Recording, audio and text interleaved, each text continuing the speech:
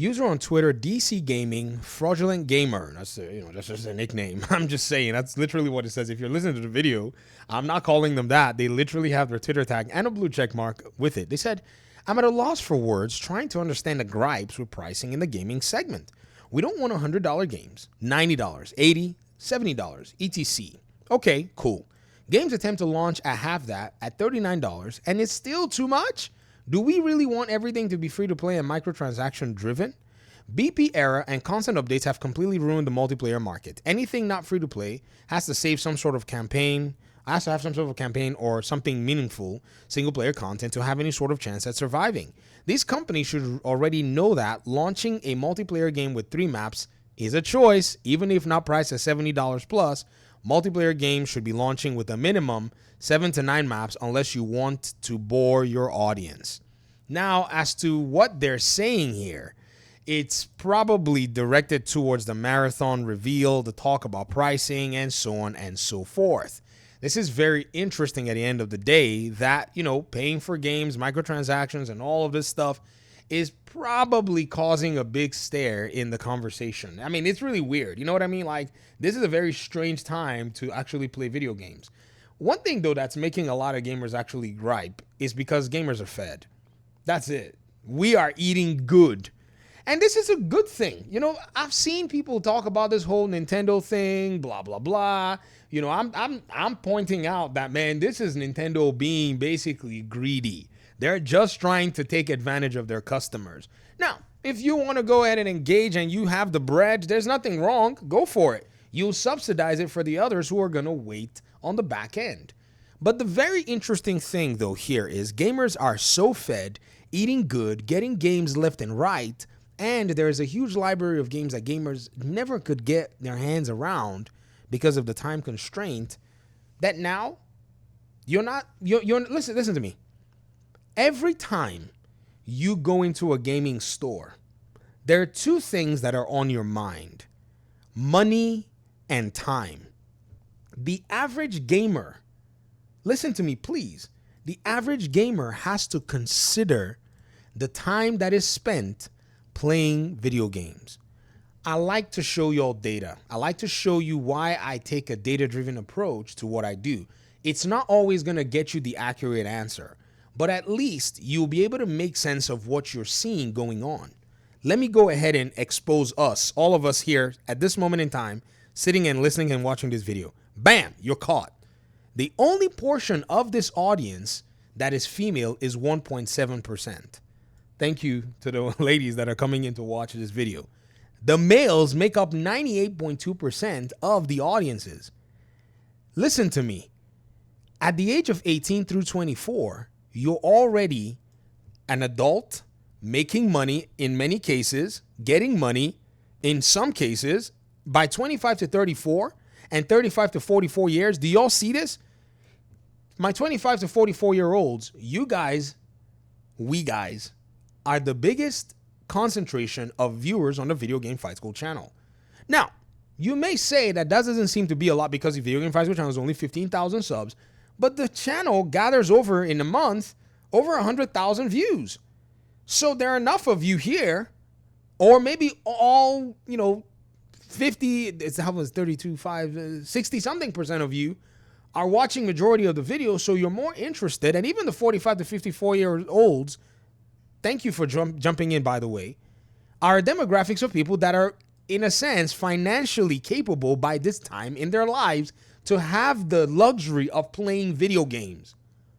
Does that make sense? This is not a demographics that you would say, oh, they don't have money to play games. No, this is literally the demographics that is buying games for their kids, buying consoles, building PCs, buying games for their grandkids, their nieces, their nephews. This is the demographics. But this demographics is looking at all these companies and saying, what the heck are you asking us money for? I mean, am I crazy? I'm not. I'm looking at I'm looking at this stuff going, who's asking these questions, right? So if a lot of gamers are looking at the gaming proposition in the market right now and saying, this is not worth it, it's because, yes, I just showed you that most of them are out there getting money. They have to consider their time when it comes to gaming. And if the game is not respectful of their time, I'm not saying make the game easy mode or whatever, but at least if the game is not worth their time, it's almost a wrap. Because when they look at the games, they're like, man, when am I going to get the time to play this thing? Except you are in the demographics of the 55, the 65 plus years old where you're retired. And so now you're like, man, I just discovered gaming. I saw a comment on my other channel. It's crazy. It's this lady, yes, a 50-something-year-old lady commented on a video that I made about Elden Ring a long time ago. I got to show you all this stuff, man. This is some really cool, interesting stuff. Let me see. It's right here. Bam. I'm not going to show you the name because I want to be respectful of the person's privacy. They said, I'm a 50-something-year-old woman who got into gaming during COVID. I'm a late bloomer. I watched my 17-year-old brute force his way through Elden Ring with a strength build as an experienced Souls player. I thought Elden Ring would be way too hard for me and I didn't attempt it for ages. Even though it looked so appealing and I really wanted to play it, eventually it went on sale.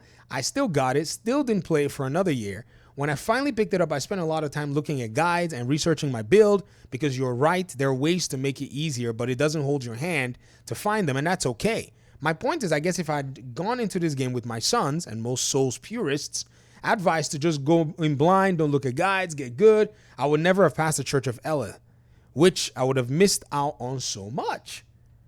This is not the gaming population that doesn't have money. I think a lot of people are misconstruing the conversation for that. Oh, well, don't buy it then, or don't, I saw another comment. Well, don't be broke. Well, don't buy an extra, someone told me, don't buy an extra pair of Guess jeans or don't buy lattes for $4. I was like, bro, I don't think that is the conversation. The conversation is the value proposition and what these games are providing for their audience.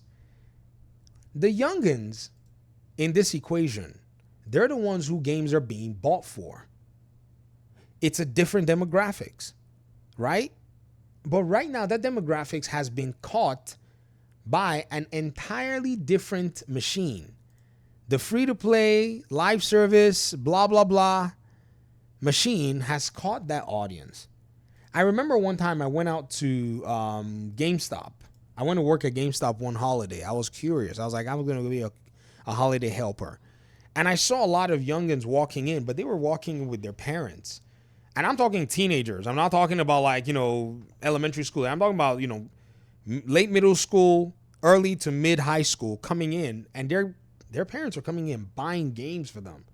And it was during holiday season. So it was a good representation of an influx of customers. So this demographics over here is not only the player base, but the heavy spending base in gaming today. Look at this demographic. And I'm the 18 to 24. I have to put you all in a different category. Okay. Pardon me. But I'm talking about the 25 to, because I don't know many 18 and 24-year-olds that have children of gaming age. Like, can your kids knock out Lego games?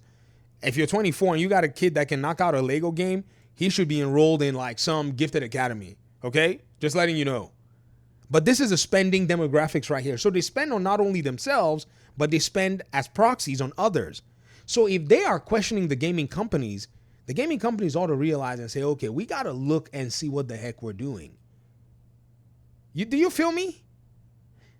Let me give you another example. I'm at a birthday party with, a friend of ours. Their kid has a birthday. They invite all our kids. We go to the birthday party. Kids opening, birthday gifts. Super Mario Wonder. I think. Yeah. Super Mario Brothers Wonder. Kid had asked for it for a birthday.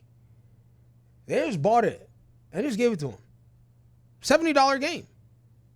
Now, they're not gamers, but they are in this demographics right here. They're not just spending on themselves. They're spending on their youngins too, their grandkids. My buddy did not buy Super Mario Wonder for them. He's like, nah, that goes to the grandparents. He's like, I'll buy him maybe a new controller or, another thing, or I'll buy him food in the house. You know what I mean? I don't know, guys. Am I the only one living on Earth? Or are these gamers that are over here telling me that $80, $90 games are okay? I mean, Somebody said it's not $90. I'm like, okay, they put an 8-year-old game with DLC and gave it to you for $90, but somehow the game is not $90. Okay, whatever. Okay, sure. I mean, y'all make it sound like I'm crazy. Y'all make it sound like, oh, VG, oh, yeah, we about it. Like, okay, perhaps it's just me. Who knows? Thanks for watching, guys. Peace out.